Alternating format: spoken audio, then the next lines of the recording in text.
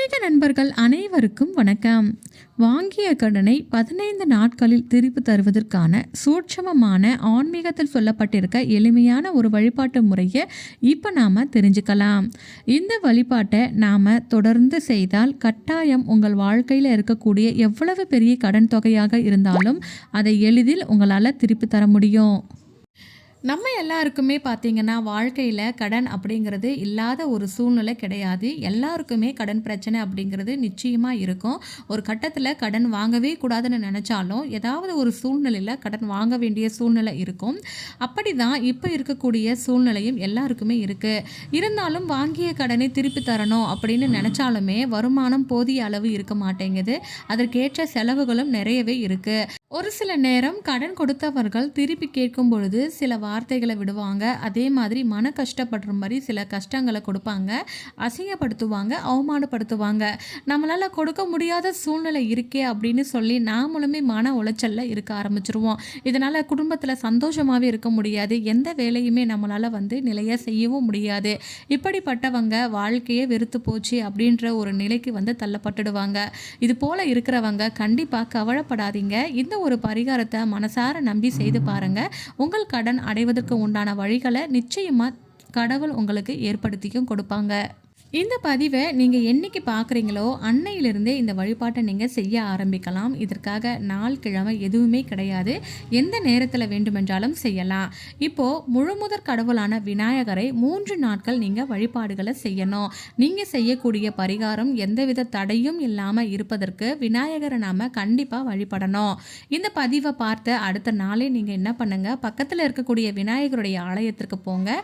அங்கே அவருக்காக ஒரே ஒரு அகல் விளக்கில் நல்லெண்ணெய் அல்லது தேங்காய் எண்ணெயை ஊற்றி பஞ்சு திரி போட்டு தீபம் ஏற்றி அவரை நீங்க மனதார வழிபடுங்க. விநாயக பெருமானே, நான் கடன் கொடுக்க போவதற்கு செய்ய வேண்டிய பரிகாரமானது எனக்கு எந்தவித தடையும் இல்லாம முழுமையாக செய்வதற்கு நல்வழி காட்ட வேண்டும் என்று அவரை நீங்க மனதார வழிபட்டு 11 முறை வலம் வரணும். இது போல் தொடர்ந்து 3 நாட்கள் விநாயகரை வழிபடுங்க. அதற்கு பிறகு அடுத்த நாளிலிருந்து உங்கள் வீட்டு பக்கத்தில் சிவனுடைய ஆலயம் இருந்ததுன்னா அங்கே இருக்கக்கூடிய பைரவருடைய சன்னதிக்கு நீங்கள் போகணும். அப்படி நீங்கள் போகும் பொழுது வீட்டிலிருந்து 27 மிளகை ஓரளவுக்கு நல்லா நுணுக்கி ஒரு வெள்ளை நிற துணியில் மூட்டையாக கட்டி எடுத்துக்கோங்க. அதற்கு பிறகு மாலை 6 மணிக்கு தான் அங்கே சென்று நீங்கள் தீபம் ஏற்றி வழிபடணும்.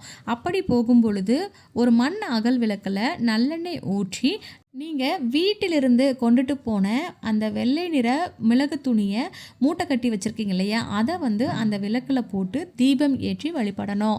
அந்த தீபம் ஏற்றிய பிறகு ஒரு 5 நிமிடம் அந்த தீபத்தை பார்த்து மனதார நீங்கள் யாருக்கிட்ட கடன் வாங்கியிருக்கீங்களோ அவருடைய பெயரை சொல்லி அவர்களிடம் சீக்கிரமாக கடன் அடைக்க வேண்டும், கொடுத்துட வேண்டும் என்று சொல்லி மனதார பைரவரை வேண்டி அவரை நீங்கள் சரணாகதி அடையணும். இந்த மாதிரி தொடர்ந்து 27 நாட்கள் நீங்கள் இந்த தீபத்தை மாலை 6 மணிக்கு ஏற்றணும்.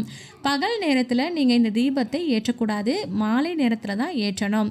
அதே மாதிரி நடுவில் உங்களுக்கு மாதவிடாய் டைம் வந்துடுச்சு அப்படின்னா அதை தவிர்த்து விட்டு அதுக்கு அடுத்து வரக்கூடிய நாட்களை நீங்கள் கணக்கில் வச்சுட்டு நீங்கள் இந்த தீபத்தை ஏற்றலாம். இந்த தீபம் ஏற்றுவதற்கு கட்டாயம் உங்களுக்கு தடைகள் வரும். ஏன்னா உங்களுடைய பிரச்சனைகள் அதனுடைய வீரியத்தை பொறுத்து தான் உங்கள் பிரச்சனைகள் தீர்வதற்குண்டான வழிகள் எளிதிலேயே கிடைக்கும். அதனால் நான் விளக்கு ஏற்றின உடனே எனக்கு தீர்வு கிடைக்கலன்ற விரக்தியில் இல்லாமல் தொடர்ந்து 27 நாட்கள் இதை நீங்கள் செய்யுங்க. இடையில் உங்களுக்கு தடங்கள் வந்தாலும் அதை கணக்கில் வைக்காமல் அதற்கு அடுத்து வரக்கூடிய நாட்களை கணக்கில் வைத்து நீங்கள் 27 நாட்களும் இந்த தீபங்களை ஏற்றி வழிபாடுகளை செய்யுங்க. கண்டிப்பாக 15 நாட்களில் உங்கள் கடன் அடைவதற்கு உண்டான வழிகளை அந்த பைரவ பெருமானே உங்களுக்கு காட்டுவார். நம்பிக்கையோடு செய்யுங்க. 15 நாட்களில் உங்களுக்கு வழியை காட்டினார் அப்படின்னா தொடர்ந்து 27 நாட்கள் நீங்கள் முடிக்கணும். இப்படியாக நீங்கள் செய்யும் பொழுது கண்டிப்பாக உங்களுக்கு நல்ல மாற்றங்கள் தெரிய ஆரம்பிக்கும். வருமானமே இல்லை அப்படின்னா உங்களுக்கு வருமானம் வருவதற்கு உண்டான வழிகள் கிடைக்கும். அப்படி பணம் உங்களுக்கு கிடைத்தாலும் அதன் கடனை அடைப்பதற்குண்டான மார்க்கத்தை ஏற்படுத்தியும் கொடுப்பார். நம்பிக்கையோடு நீங்கள் செய்யுங்க. உங்களுக்கு அவமானத்தை தேடி தந்த இந்த கடன் பிரச்சனை அடைப்பதற்காக நீங்கள் செய்யக்கூடிய இந்த வழிபாடு உங்களுக்கு நிச்சயமாக கை கொடுக்கும். உங்களை அவமானத்திலிருந்து மீண்டு வெளிக்கொண்டு வரும். நம்பிக்கையோடு செய்யுங்க. இந்த ஒரு பதிவு உங்களுக்கு பயனுள்ளதாக இருந்ததுன்னா உற்றார் உறவினர்களுக்கு ஷேர் பண்ணுங்கள். மேலும் நம்ம சேனலையும் சப்ஸ்கிரைப் பண்ணிவிட்டு பக்கத்தில் இருக்கக்கூடிய பெல் பட்டனையும் கிளிக் பண்ணி வச்சுக்கோங்க. மீண்டும் அடுத்த ஒரு நல்ல பதிவில் சந்திக்கலாம். அதுவரைக்கும் நன்றி. வாழ்க வளமுடன்.